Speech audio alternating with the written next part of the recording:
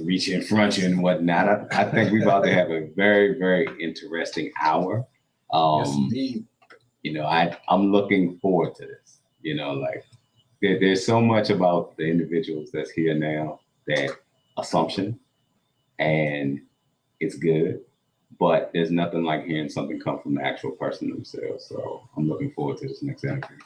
Yes, indeed. And Razor's talk, bringing it up as if y'all are newcomers. Y'all been here before. Zai been here many times. Miss V was here before. So we let the listeners know. But Razor wasn't here last time y'all were here, though. So I'll let him off the hook. No, I listen. I listen. You listen? And okay. it's not about their amount of times that they've been here on the airways. It's about the continued work that they're doing. You're right. I'm just giving you a hard time. But we are. Give me no hard time. I'm Razor. I like it, bro. We are joined. Y'all excuse me. we are joined by Respect the Neighbors campaign, none other than Zayana Bryan, Ms. Vizina Howard. How are y'all this afternoon? Good. Thank you so much for having us. For sure. Doing well. Thank you. For sure. Anytime. Definitely, as we had such a rich conversation last time, along with Mr. James Bryant joined us as well. And we said we were going to have you back because when we left off, you had some community meetings and different things planned, different action items planned to carry forth the advocacy for the 10th and Page neighborhood, specifically, under the Respect the Neighbors campaign. Let's just back up just a little bit, because I'm sure there's some folks who just may not be up to speed. So if you would just go ahead and give our listeners a brief history of what the Respect the Neighbors to be and organize. Okay. So basically, Respect the Neighbors emerged after the July 25th meeting that happened, where the dairy market expansion kind of proposal was laid out for the community to look at and to give their opinions and their responses to. And, I think what was evident during that meeting was that, one, there was a real lack of community engagement from Stony Point Development and the, related architects and designers of that project. But also that there was, this real distrust with the group, with the architect and with the development group, and between them and the neighbors. And there just wasn't enough kind of rapport building and relationship building with those folks. And so, what I've seen over the past couple of weeks as we have been leading this campaign, there have been people who are saying, well, they're making the neighborhood better. And, why is there this responsibility for developers to engage with these surrounding neighbors or the community that they are building in and planning in? And, my response is simple, that, 10th and Page is a very rich historical and cultural space in our city. And there's so much history that's happened there. And, if you even ride through 10th and Page, you see the makeup of the neighborhood. You see some of the folks who are gathering and interacting with each other, sitting on their porches, having cookouts, just typical neighborly things on the surface. But then beneath it, there's this history of resilience. There's this legacy of home and place building and place holding. And I think that is something that is often lost when you look at a neighborhood on the surface and you see, oh, this is a Black neighborhood, and you hear some of the narratives that are said about the space, but you don't actually know people who are raised there, people who live there. That disconnect is a part of the problem. So I feel like that is why there needs to be a process where those who are running the dairy market in its current state, in its current form, phase 1 and 2, those people who are in charge of that space should be, knowledgeable about the history of the space, and also should be knowledgeable about the people who live there. And so that there can be that good neighborly kind of relationship between the dairy market and also those who live around it. Thank you for that. And Ms. V, how are you today? I'm doing well, thank you. Good. So can y'all share with us, since you were here last time, meetings what organizing has been done? Because I know you've invited the community out to meet and chat. Yes, we have been having meetings, on top of meetings, not just neighborhood association meetings, but meetings with a certain amount of folks where we can get more to the root of what vision we would like to see. We would talk to Chris about, we got to work together on this. And then instead of you coming to us to saying, this is what it's going to be, and that's, it's like that. Like Fikeville, they was going through some issues with their project. And we've learned a lot from talking to them. Also, some things that we need to do. And also because they evidently, Chris group did not know any history of our neighborhood. When we asked them about Vinegar Hill, they was like, Vinegar Hill, that was something we never studied or knew about. And that's bad because they're coming into our neighborhood and there's a lot of history there. Yeah, if you don't know your history, exactly. So, they need to go back and do some studying also. I mean, you bring contractors from out of town, they have no idea. They just say, we're building this and that's it. But you got to think about the people that's there in the community and what we would like to see still being there because it's history there. Yeah. Now, Zai, you said something very, very poignant earlier. When you said that some people say that they're actually making the neighborhood better. That's the word you use. So, to me, that was one thing that was top of my mind as far as the crux of our conversation today is the role that we all play. Because to a certain extent, growth, development, it's going to happen. Absolutely. So from your perspective, how do you foresee the community and the developers working together versus it being opposed to each other? Well, before I answer that question, let me add to some of the advocacy efforts that we've taken. So we did city council. That was 2 weeks ago. And we had so many people come out to city council. And I would encourage those who may not have watched the meeting thus far, go ahead on the City of Charlottesville government Facebook page and watch that city council meeting. We had speaker after speaker speak on the fact that we need to pay attention to this project, even though it's not a current, consent agenda item, it's not an action item before council. We are giving council a heads up that, hey, when this comes across your desk, once it goes through the planning commission process, once they put in for their SUP, we want you to be aware of how we feel about this. We are being proactive because, the biggest thing that folks always say is, well, where were y'all when they were doing XYZ? Y'all came too late. It's too late. It's already happening. So we're trying to get ahead of that. So we had about, I want to say 100 people come out to city council, maybe 80. And then the following day, so we had a double header, I would call it. We had planning commission the next day. We also packed planning commission, but there was also another kind of hot topic item on the agenda too, which brought out a lot of community folks. But again, telling the planning commission, even though you don't have an application or a site plan in front of you at this moment, we want you to know how we feel about this so that when you do get that and you are able to review those documents, you can think about some of the stories and the narratives that you heard from the neighbors directly. Now, to answer your question about kind of the role that we play and what we want that kind of developer and neighbor kind of relationship to look like, I think it's a co-creative one. And I remember saying that to Chris during that July 25th meeting.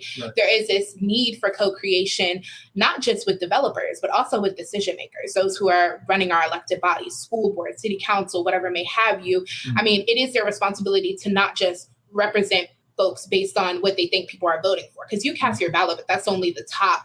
That's only the tip of the iceberg. There's so much more engagement work that we as voters and we as active citizens should be doing. But I think the problem is that once people do bring an opinion that may be different from the person who's supposed to be representing them, it's like that they hear it and then that's it. But there needs to be, an actual reflection of their consideration of what neighbors are saying in their actions. So I think for developers, if you're hearing, the dairy market, the restaurants you have in there are too highly priced, or the shops that you have in there, people who live in this neighborhood can't even afford it. It's like, well, then how can we really come to the table with you if you don't have any Black businesses in there right now? Because, Angelique has left. You don't have anything that's really affordable, and even the apartments aren't affordable. Then what does that relationship actually look like? So I think that's where the co-creative process comes in, where it's like inviting the neighbors in at the earliest stages of any ideas or project, and then, letting them have a seat at the table to help say, okay, this is not only what we want, but this is something that we would be likely to actually support. Like, if you put more Black-owned businesses in there, we'd be more inclined to actually buy from this place. And then we think about the Fikeville project, they're going to have a grocery store at the bottom of that space. And we talk about food deserts, or, there's new terminology now around that, but neighborhoods that don't have access to fresh food within a certain amount of square footage or square miles, that's important to think about. So now those neighbors, since they came to the table with that developer, now they'll have an actual community asset. Mhm. And I know one of the big things that we've been talking about is a laundromat, and a lot of the neighbors are, afraid and concerned about that leaving, because it's a real necessary asset for the neighborhood. So, I think that's kind of, you gain that sort of insight when you're having those conversations with those people. Yeah. Mhm. Now bring us up to speed in regards of what the ultimatum is, right? Mhm. Because most people have heard the stories about, like, there's been elders that's received checks in the mail saying, if you cash this, you know what I mean, like Yeah. we'll, Yeah. we'll take ownership of your property, whatever it says. So what is the ultimatum on the table to make sure that everybody understands as far as like them developing and then like taking over a certain space, but Mhm. versus them just saying, okay, like we have the dairy market area Mhm. and like these are the shops, these are like luxury condos in it and whatnot. You know what I'm saying? Like so what are the options that they're even giving the citizens of the community right now? You know what I mean? Nothing, really. No options. No options. It doesn't feel like you it. just find your own place, like not even Exactly. And the vouchers, the vouchers doesn't even count. They say they accept the voucher, but then they're gonna say you're $50 short. You still can't rent to you. So they're not really helping the community at all. And when we say $50 short, we mean the kind of income to rent ratio that you have to have, or the credit kind of requirements, credit score requirements to live in those apartments. So I don't see them saying like, oh, these are the options that we have. What I saw was, this is the project that we are going to build, and either y'all can get information and afford it, or y'all can continue to not be able to be in that space. And I don't want to, I didn't lose sight of the incident that happened where apparently like neighborhood kids like took over the pool, and it was like on Nextdoor app. I don't know if y'all are familiar with Nextdoor app or the site, but someone was like, oh, you should call the police, and I don't know if I believe that it was said that like Dairy Market has sent an email to residents saying like, if you see this, call the police. And it's like, that's not good neighborly, kind of vibes, or kind of like relationship building. So at the end, and why is it not? Because again, it's not just about calling the police for disruptions, but also because like there's a long history of the Charlottesville Police Department specific to 10th and Page neighborhood. And again, that's why knowing that history and knowing the neighbors is so important, because you don't get all of those nuances just by thinking about it on a surface level. Right. And I know Razor has something for you too. I'm not sure if you're taking a different direction, Razor, but but I got so many things, because I know, even like a lot of our listeners have been, have chimed in as well since the last time you were on, and things to see on social media and whatnot. So from what is being shared with the citizens, as far as them organizing and protecting their properties. And what I mean by that is because like we know a lot of times with gentrification, what happens is, and really this is where the city comes into play as well, on how like they zone and whatnot, and the rules around that. But but it makes me think about if we, or the neighborhood is organized and has an understanding of how to face it, then they can't literally take the property unless the city then like sort of co-ops with the developers and tries to condemn the houses within the neighborhoods. So I'm curious, like, has there been talk around that of just sort of communicating, look, let's hold our ground. They're going to be trying to pressure you to sell. You know what I mean? Because selling is different from there being like zoning that's condemning you out of your house. Any thoughts around that? Well, we know the zoning is getting ready to change also. So we're having a meeting to learn more about the zoning process as far as working with the housing project too. So that's something we having meetings to learn about all the zoning that's getting ready to happen in that area. As far as they putting up this housing, what we would like for them to do is not go 7 stores, but maybe 5 stores. And then put more community involvement things into the project. So what she's referring to is more of a mixed use, where we're advocating for mixed use. But even when it's mixed use, right, even when there are these promises that it will be affordable, I think Tanisha Hudson says this a lot, we need to really demystify what affordable means. We need to put very clear parameters around that. When we say affordable, I'll say, me and my nana have had this conversation. We mean 30% AMI. That's what we're talking about, because affordable at 30% AMI means that those with those housing vouchers, those who are in subsidized housing can afford it, right? But once you get up into the 60% AMI, it's on a scale of between 100 and 110,000. So that being your yearly income, 60% of that that's still up there. You're still making a pretty good wage at that point, but most people are not making that, especially within our neighborhood.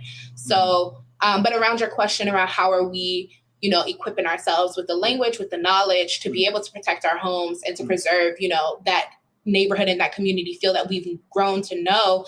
I think that I'm very interested in that personally. And we just had a meeting this past week. We had a neighborhood meeting, and I was really clear about the fact that I think that is a 100% urgent need for us, because we see it feels like every couple months we see someone either selling their home or new folks moving in. And there's nothing wrong with the neighborhood being diverse. There's nothing wrong with that. But the problem is that, we're getting our houses under appraised. We're getting, these small checks for this. And honestly, people are saying the dairy market is improving our neighborhood. And I think that's a two-sided thing, right? It's making folks' taxes go up to the point where they can no longer afford to remain in their home. But if the tax is going up, that means the property value is going up. So there's also opportunity, but you have to be able to understand that opportunity. And honestly, you have to be able to afford it, right? You only benefit if you're still able to afford the upkeep of your home. So I think that those are the types of conversations we want to have. And I scrolled across something that Piedmont Housing Alliance is doing with starting this, the land trust and, all of the work that's happening there. And I think that that's a really powerful thing. Like, how can we talk to Black families about what it looks like to not just talk about generational wealth of buying the house? Because that's just, again, the tip of the iceberg. There's how do we actually keep it in the family, like putting it into trust and having those sort of conversations. And, we're having folks come in and talk to us and give us some of those ideas and giving us like some of the resources so that we can educate ourselves around it. And I foresee Respect the Neighbors is, again, not just about opposing dairy market. It's so much bigger than that. It's about understanding how we do our part as neighbors to build community, and also how we educate ourselves about how to advocate for that neighborhood and for that community. So that is 100% a part of it. And to anyone who's listening who has that information, if you're a realtor, if you're someone in the area who knows how to go about these sort of legacy planning, legacy building type of techniques, I would welcome you to reach out to respecttheneighbors@gmail.com. We have flyers up on our social media. If you follow at Black Girl Builders _ on Instagram, reach out to us, because we would love to arrange some sort of informational meetings or trainings for the neighbors. Yes, indeed. Yes, indeed. Yes. I have a question. What if, hypothetically speaking, if they don't want to integrate with us, they only want to integrate with our money, they really don't want us there? How would we approach that? Because sometimes you can be having a conversation with somebody that really, because they decide not to answer, apologize, or do anything else, they're really telling you, I really don't want you here, and I want pretty much how America was built, and take what it is that I want. If I pay for it, I decide who's here. Right. I don't want to have to give opportunity for somebody that I really don't want here. What happens if that conversation never gets had? I think that is something that we've already seen. If you look at Vinegar Hill, if you look at the history of other neighborhoods in Charlottesville, we are not new to that at all. And I think that the difference between that then and now is that I think we tried our best with the information we had. I think our elders, our ancestors, they did their best. And I'll never take away from that.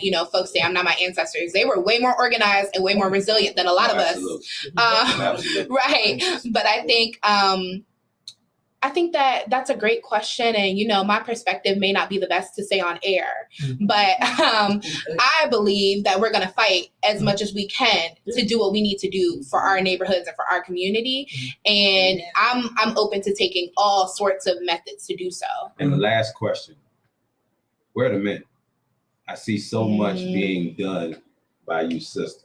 And I know that y'all may not want to throw Black men under the bus, but everything can't be led by a doctor such and such, or a haircut, or 100 black man, one of the 100 black men. You know what I'm saying? Where are the regular men?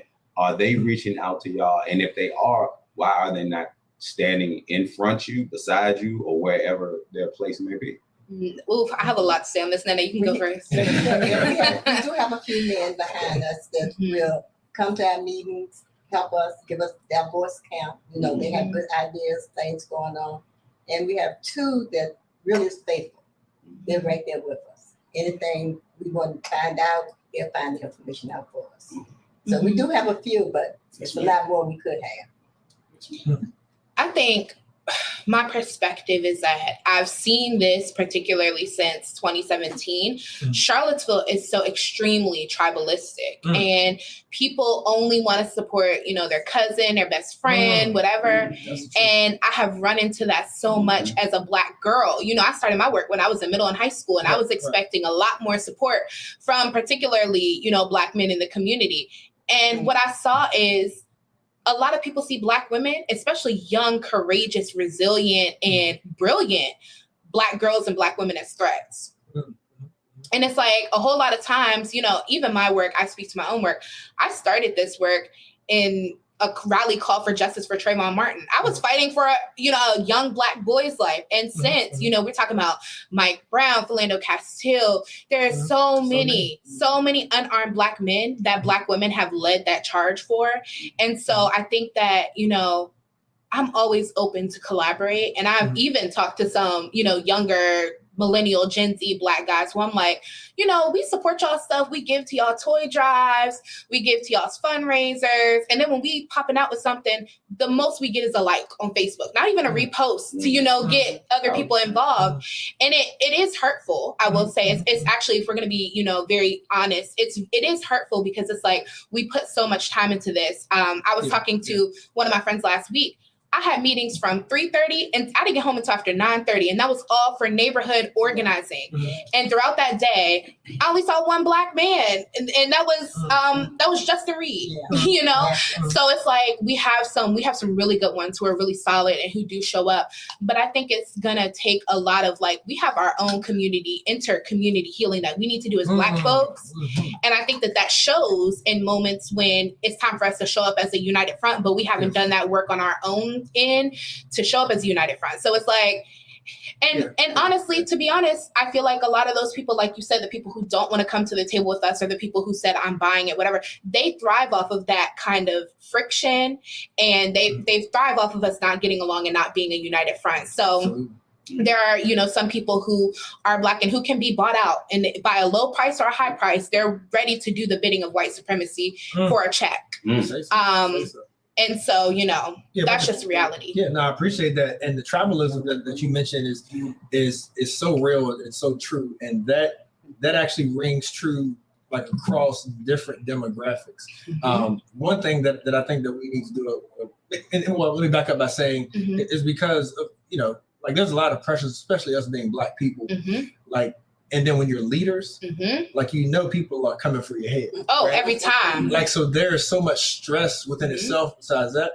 And that's why I said that it rings true across all demographics, because we have been trained to then take it out on the person close to you. Yeah, on the person, there you go. Take it out on the person closest to us. Instead of our problem, instead of addressing the one that's responsible for our problem, we can't get to them. Or they may write a check, or we may be fearful of them for whatever reason, so we take it out on those close to us. And I think that as a people, you're absolutely right. Like, tribalism definitely has to stop. But I was getting at first, my first thought was going to be, when it comes to a generationally, because when you talk about being a young girl, when you're a teenager and all that stuff, it's like, we still have to figure out how to have, like, the useful exuberance along with the, like, older wisdom, you know what I mean? And I think sometimes, because something is different, you know, like, some folks that may be a little older, like, they may be a little fearful. They may look at it like you don't know what you're talking about. Like, you haven't lived long enough. You know what I mean?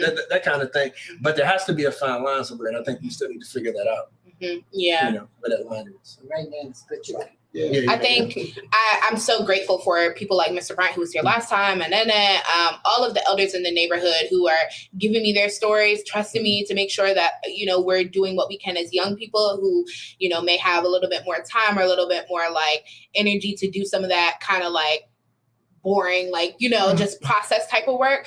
I'm glad that they're giving us the opportunity to lead. And they really are following our lead. Like, they're like, y'all know about this. How do we leverage this? How do we use social media? How do we use all the tools to reach people who aren't Gen Z and to get them involved? I think that that is why we started this kind of collective called Black Girl Builders, which is doing a lot of the advocacy, like training and facilitation work for this Respect the Neighbors campaign.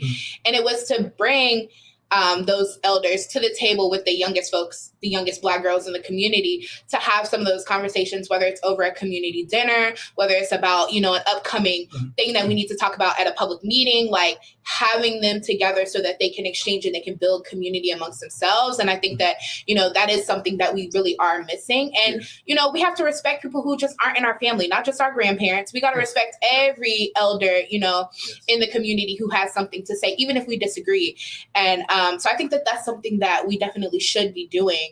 But when the most marginalized people, when the Black women, when the Black girls, when the Black boys are doing well, the entire community benefits. And, we talked about that the other day when we were in that meeting on Friday, like when we reach out to the corners, everybody gets to benefit from those corners being well supported. So, I hope that moving forward, there will be more opportunities for young people to lead. So I think we're ready, and I think we have a lot of great ideas. But like you said, we still have to respect the wisdom of those who came before us. Thank you. I'm trying to figure out how to say this like respectfully, and y'all really don't have to comment on this. As I listen to y'all talk, it seems like y'all disappointed by the Black male. Like, I mean, and I'm not asking you to respond because I don't want you to develop any enemies just because they, but it's hard. Me and Charles had this conversation before. It's hard for a demographic to grow when their men aren't leading the charge. Not saying that you have to step back, but from what I'm hearing and the people that you're trying to pour into, which you would consider to be the future, I'm hearing almost that the Black male is almost ill-equipped to lead our communities anymore. Now, I know some of y'all guys gonna get upset at me, and y'all don't come for me, you know me, you know what I'm saying? But I'm listening to two African-American sisters that one I should be respecting, the other I should be protecting. But if my community has made it to the point where my image does not have the value that it should, then how can we grow collectively? Y'all can choose to answer that if you like to. Definitely. Yeah, no, Grandma, don't call no He name. said you're gonna say a name. Oh Lord. Yeah, don't call no name, please. So you opening up that can of worms. No, but like one thing I would add to that though is that like I would disagree with the ill-equipped part. Like I think it's just more. No, I'm talking about perception. No, I'm talking about the Black female perception. Right. Not that we are uneducated, not that we not do work, not that we try, but honestly, Charles, I see it when it comes to the child support system. Like if women felt like they could go to the man and have an honest conversation about what they need for them and the child that they share, then it wouldn't be as much a need to go to court to get. So, I mean, we got to pull teeth sometime and say, okay, like I know dudes that come to me and say, hey, cuz, let me work underneath the table, child support taking all my money. I can tell y'all, if y'all listening, I'll never hire you. You know what I'm saying? Like I'll never hire you. And that's because you're ducking the biggest responsibility God could ever give you, and that is half of yourself. And if you'll do that to yourself, I know what you'll do to me. So what I wanted to chime in with before Zai gives her comments on it is that. Like this, honestly, this is one of the reasons why I disagree when we come at each other like in public, because I feel like as a people we should be able to text or call and be like, yo, we need to talk because I believe that the devil rejoices like when we in public got to the food of each other and instead of resolving our things like we used to. You know what I mean? Like whether it was through church or whether it was at like a community function or whatever, it was like we had that sense of where we come together and we iron things out. You know what I mean? Like behind closed doors amongst our people. You know what I mean? You know, but I say all that just because I feel like societally there's been wedges you know, pushed in between us. Like I think it's been purposeful for the Black man like to be like beaten down upon a lot to where, and it's not an excuse, but for them to be treated as such so that their woman would look at them lesser. You know what I mean? Like I feel like that's systematic, like through the history of this country. And I feel like what we're seeing now is a culmination of that, to where a lot of Black men either don't feel like that they're going to be respected and don't speak up or show out. And the fact is, unfortunately, our women have had to carry our load, you know, because of that. Well, you know, we talk about gender politics, and I don't think that we can have that conversation about the ways that Black men have been oppressed from various systems and, you know, societal practices without speaking about the fact that Black feminism tells us that Black women typically go and clean up that mess, right? When they are oppressed, they can go to Black women to get that support that they need. And that's well documented, right? And we see it even within our social movements. Ella Baker was leading. Fannie Lou Hamer was leading. Anna Julia Cooper was leading. And they weren't getting the support that they were due. And that's why now, 60 plus years later, we're just finally hearing their names, right? And so I think that, you know, it's not about recognition, but it's about understanding the ways that power dynamics trickle down through institutions and on a horizontal level within our community. And I mean, like, you're talking about what I majored in. Like, this is my thing. So I'm like, we can go on and on. But I do think that on a more practical level, you know, when we're talking about just showing up in community, I will never take away from, again, the brilliance and the work that's happening by Black men, and particularly those who are millennials in our community. Like, they're doing some great work for Black boys, right? But, and all I'm saying is, do that work for Black boys when you're in the room where grants are being discussed, where resources are being pushed around and redistributed.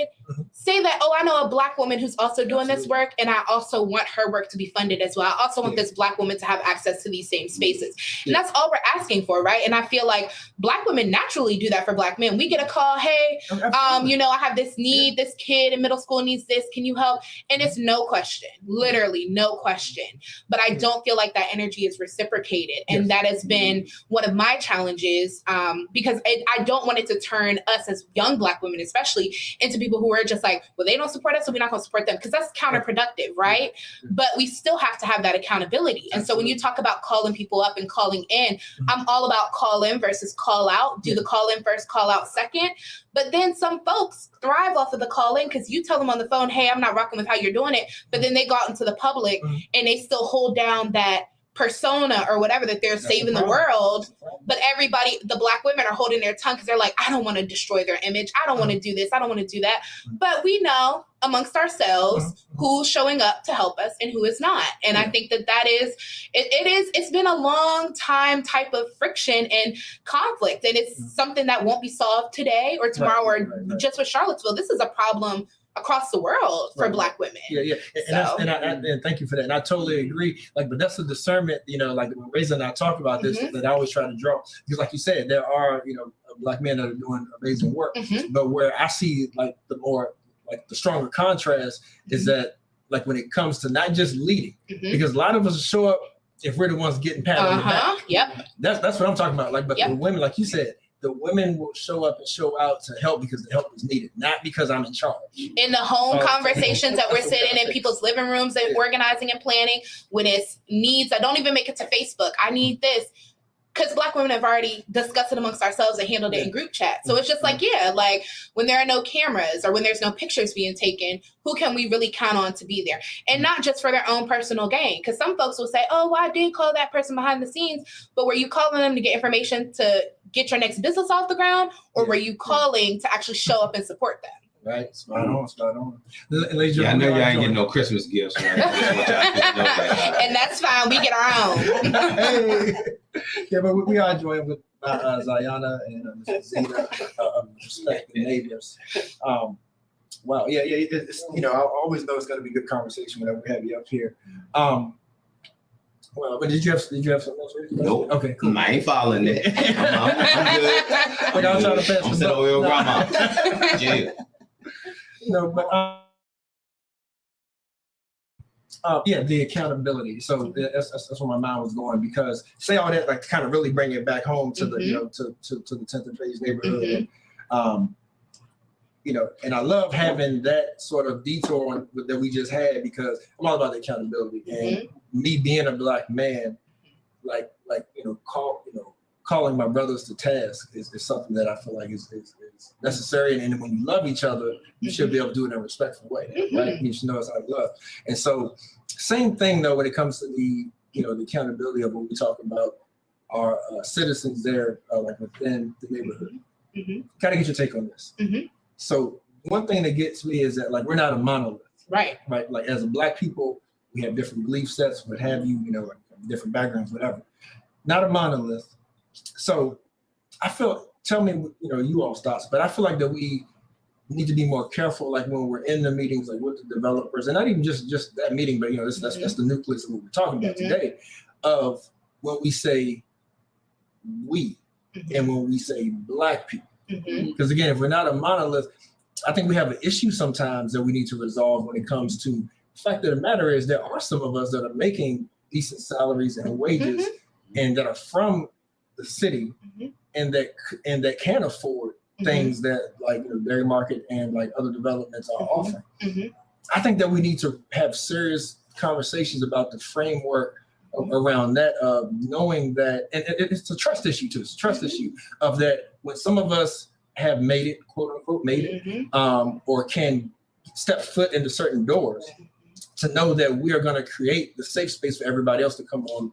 That's the part. But too many times either we don't do that, or on the other side we have a fear that they're selling out, or that they don't have our best interests at hand. So I feel like internally that's something that if we fix that, I feel like we can then maybe be a part of development. That's what I want to see. Like, I don't want us to always have the conversations of like it's us versus them. I want us to figure out how we buy in and benefit from development.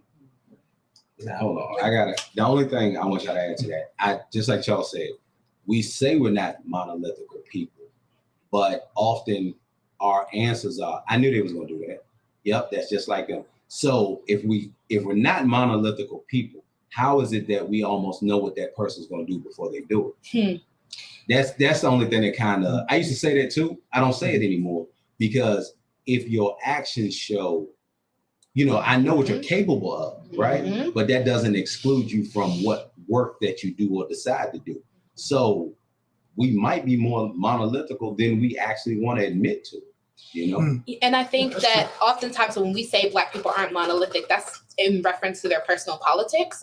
Typically, it's like, yeah, you either had this set of life conditions that raised you in a different space, so you don't have the same experiences as me, and therefore you don't have the same political ideologies. But I think, like, when it comes to Charlottesville, Charlottesville is 13% Black. And when we look at the average income, the median income for Black people in Charlottesville, because that's not the same as the average income for everybody else in Charlottesville. Right. So I think, there is kind of, it's not a common kind of experience that we have, but we do know that there are a small few who are in the decision-making spaces and who are earning a high enough salary to really be able to make something shake on that level where we're talking about developers. It's a very small few amount of people. And so I think that that's where we're trying to, when we say we and we say Black, we're thinking about, again, our politic is to center the people who are furthest at the margin. So the people who are earning the very least, because when we support them, everybody else in between, all the way up to the highest salary for Black people benefit. So I think that is where when we say we, that is our collective language that we're using. But it is true. There are some Black people who can afford to get into those condos, apartments, whatever may have you. But like you said, sometimes they get into those spaces and they're so worried, because let's be clear, making it to the top or making it in Charlottesville never means that your spot is solidified. And so there's always going to be somebody who's trying to see how they can get you out of that. It's when it comes to income and it comes to elitism, nobody's ever safe unless you are of the dominant power holders, unless you are white. So I think it's important for us to think, like, when you do make it, I don't think some people kind of go back and forth about whether we should say they have a responsibility to look out for those who, you know, they grew up with or who grew up in their neighborhoods and whatever may have you. I honestly feel like, just based on my own politics, I do feel like we have a responsibility to reach back and say, okay, how can I make conditions better for you, since I was able to maneuver through these systems? Right. So I think that when you have that perspective, you would enter into the rooms with the best interest of those who are also Black, but who are making way less anyway. But some people just don't have that perspective because they're just worried, you know, about how to keep themselves afloat. And that's also valid. And I don't want to take away from that. So, I mean, yeah, I think that there should be more cross kind of community conversations, not just people in Page. There should be Black people who live on Park Street. Y'all should also be talking to us too. We can organize as a collective. And I think this particular campaign has been very clear that we're willing to come to the table with anyone. Mm-hmm. But you're also not just going to, you know, have us tell our stories and use them for something else, because there's this history of extraction where it's like, we just want to listen and we just want to take your story and maybe even your house, and we want you to be okay with it. And we're not doing that. Yeah, absolutely. Yeah. Yeah, stuff. Ms. Virginia, you've been quiet for a few minutes. She's got it. You know, she got it. She's bringing it out there. Yeah. Absolutely, yeah. So we are joined by Zayana, Brian, and Ms. Vizina, Howard, respective neighbors. So when's the next? Is there another community meeting scheduled that folks should know about? Well, we just had our neighborhood meeting Wednesday night. So the next meeting would be September the 23rd, something like that. But it's a planning thing in between that, yes. Gotcha. Yeah, and you know, as soon as you share, we'll definitely make sure folks know. In the meantime, we are asking that people show up on City Council either in person or call into the Zoom, and just let them know like that you're thinking about this project, you're thinking about the things we're talking about, and that you are an ally of ours. I mean, showing up in numbers either in person or on Zoom, it really does work wonders, and it shows those decision makers that people are paying attention. Yep. Sounds good. You know, and I like my mind is still wrapped around this. You know, so this is something that we can bookmark. You know, future conversation. But you know, it's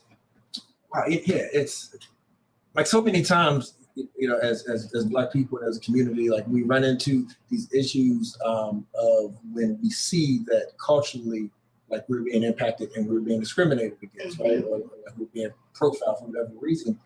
But then it always brings to light for me some of the internal fixes that we still need. You know what I mean? And like while that's sad on one hand, like, but at the same time, like it brings hope because there's still attention to it. There's still, you know, freedom fighters and still activists, you know, that care about our people and they care about our culture. You know? But I, you know, like I just say all that because But we all need to care. Yeah, we all need to care. Yeah. You know, one thing about Dairy Market, the whole system is, when we asked them about were there any African American employees, you know, that had any authority or anything like that, there's not one. They did mention, but we have some ambassadors. Okay, but the ambassadors are the ones that's cleaning up your mess. They're not making any decisions, you know, and that was one hurtful thing right there. They didn't have not one of us that has any authority in the whole building, you know. All they can say, well, we have ambassadors. Okay. Or they also said the person who oversees the ambassadors, but again, not like in the real decision-making spaces that would make decisions that impact the kind of trajectory of the project. Yeah. You know, like, so that brings me back to mind, like the mixed use piece. Like, do we think that that's realistic though? Or like, should there be like separate development sort of like based on the neighborhood that the shops are in? You know what I'm saying? Because it's like, because it's complex. Like I'm trying to simplify it, knowing that it can't be but so simple. Right. You know what I mean? But at the same time, it's like, okay, it's like if they're trying to turn that whole area into like a town center, you know, or something, that's kind of what it feels like. You know what I mean? Like a big town center. You know, like we have like, you know, like these housing developments around it. You know, that's you know, like that all are sort of upscale. Like, so it's like Charlottesville isn't but so big. Like so what I'm getting at is like, when we talk about mixed use, it's almost like you kind of need space for that, but then you also need space like that's a little more indigenous to the people that are already there. You know, mixed use has worked some places, right? Absolutely. There are some places in DC, and other places, Northern Virginia, where mixed use has worked. But I think in those cases, there were big kind of nonprofit advocacy groups that were able to be at the table, who had their ear to the ground, who took a grassroots approach to who they were representing at that decision-making table, and who spoke up in their best interest. But again, getting back to the tribalism of Charlottesville, when the chosen Black person who may, by the grace of God, have the opportunity to be in that room, if they're only looking out, well, I'm trying to scale our business and not, I'm actually deeply engaged with those who are the most marginalized, then again, those perspectives are not going to be represented. And they may seem that they're in the best interest of all of Black Charlottesville, or, you know, the majority, but it may very not be that. That may not be the case, especially if those folks are not really in the community anyway, right? You just kind of see them when it's, like you said, either cameras or or an opportunity for them. And that's sort of the sort of the crux of my question though, is like those two things meshing. You know what I mean? Like, that's my hope, is the two things meshing of the Black businessman, like that may still be in it for a profit, but at the same time looks out for the interest. He's still looking out for the interest, and like, but there's still that sort of that trust there, and the only way that trust is going to be built is if the people are done right. Because if it's constantly being done wrong, then you can't expect anybody to trust you. What did Maya Angelou tell us when somebody shows you who they are the first time? That's all I'm gonna say on that. That's real. But thank y'all. Thank y'all for the fight. Yeah, we like I said, we're going to continue to support and share the information, as we get it. So Zayana, Mazina, thank y'all once again. Thank you for having us. Thank and you. we hope to continue on with this journey. And next time we might have a little more detailed information for you. Yes, thank you so much. Just let me know. You know how to reach me.